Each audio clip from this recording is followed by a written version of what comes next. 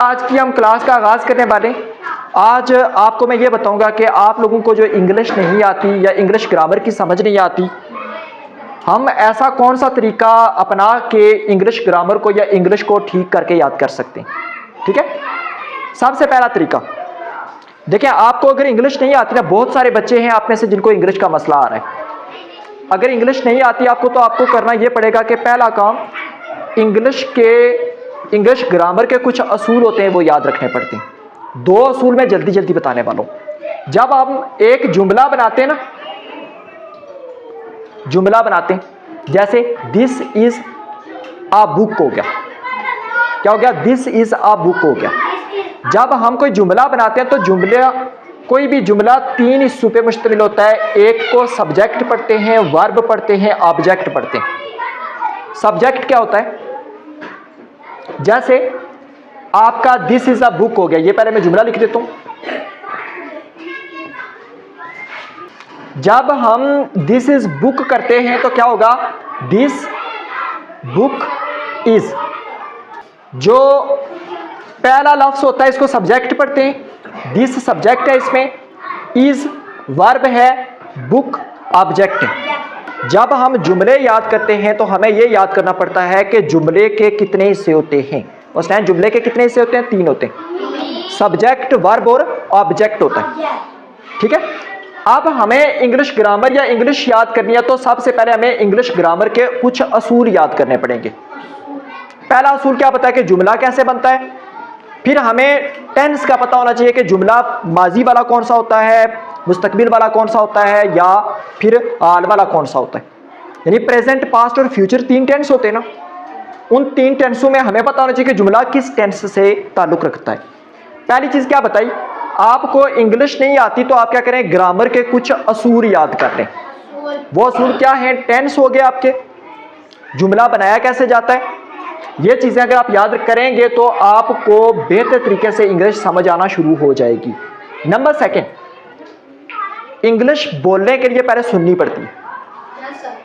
English बोलने के लिए पहले सुननी पड़ती है, और सुनते हुए आप क्या करेंगे कि कोई टीचर आपको पढ़ाता है, कहीं पे आपके घर पे अगर टीवी है, आपके पास मोबाइल है, तो क्या करें कि आप वहाँ पे इंग्लिश जो बोलने वाले होते हैं ना, उनसे इंग्लिश सुने कि वो कैसे बोलते हैं।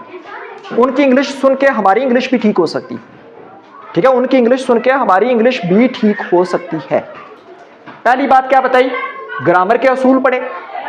दूसरी बात आपको क्या बताई? इंग्लिश बोलने से पहले क्या करें? इंग्लिश सुने जो बोलते हैं। देखिए, मैं इंग्लिश पढ़ाता हूँ ना आपको क्लास में, जब ट्रांसलेशन पढ़ाता हूँ तो गौर से सुना करें कि सर के मुंह से इंग्लिश के वर्ड्स कैसे निकल रहे हैं, और जब मेरे मुंह से निकलते हुए आपको समझ आएंगे तो आप ज्यादा बेहतर तरीके से उसको यानी पढ़ सकते हैं, आप मेरी तरह बोल सकते हैं।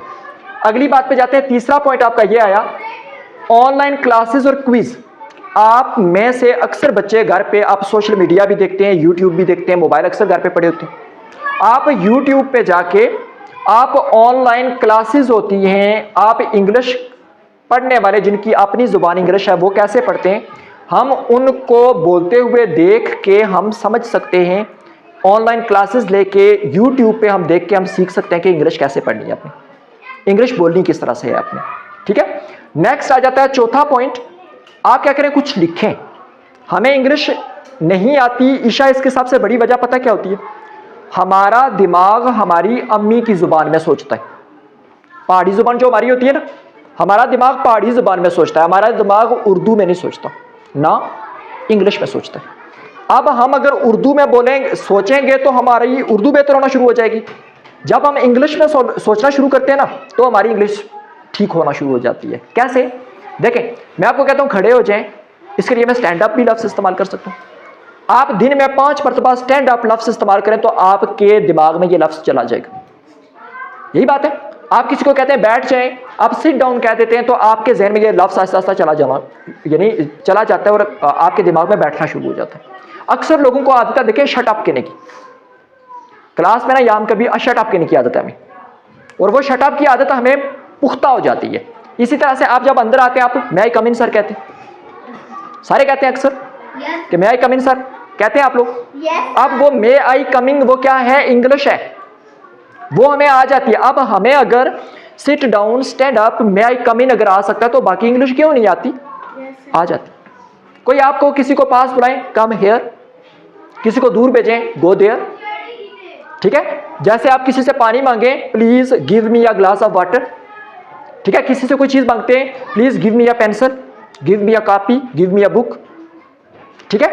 जब आप ये चीज पकड़े, प्लीज होल्ड दिस, ठीक है। ये छोटे छोटे जब लफ्ज हम बोलना शुरू कर देते हैं ना, तो फिर हमें इंग्लिश आना शुरू हो जाएगी, ठीक है। सुनना, बोलना नहीं है। आप क्या करें, इंग्लिश बोलने के लिए आपको इंग्लिश में सोचना पड़ेगा। अगर आप किसी से कोई चीज मांगे तो अली कैसे, please give me glass of water, give me pencil, give me book, give me something, कुछ भी जो आपके पास सामने पड़ा हुआ है, give me bag, give me a book. जब हम मांगना शुरू करते हैं ना, इंग्लिश में सोचना शुरू करते हैं, फिर हमें इंग्लिश आना शुरू हो जाती है, ठीक हो गया। आखिरी चीज ये बताता हूं कि आप क्या करें, रोजाना पढ़ें इंग्लिश को ना, रोजाना आप पढ़ें। जो आपके पास इंग्लिश की किताब है, कॉपी है, जिसकी किसी जगह पे आपने इंग्लिश लिखी हुई है, उसको क्या करें कि आप उसको रोजाना पढ़ें। रिपीट कर रहा हूं, गौर से सुनना है। हम क्या पढ़ने वाले हैं कि इंग्लिश ग्रामर आप अपना ठीक करके अपनी इंग्लिश जुबान को कैसे ठीक कर सकते हैं, आप इंग्लिश किस तरह बेहतर पढ़ सकते हैं। पहला तरीका आपको बताया कि क्या करें, इंग्लिश ग्रामर के असूल पढ़ें। आपको पता होना चाहिए कि जुमला किस टेंस के अंदर है, प्रेजेंट है, पास्ट है या फ्यूचर है, जुमला कैसे बनाते हैं।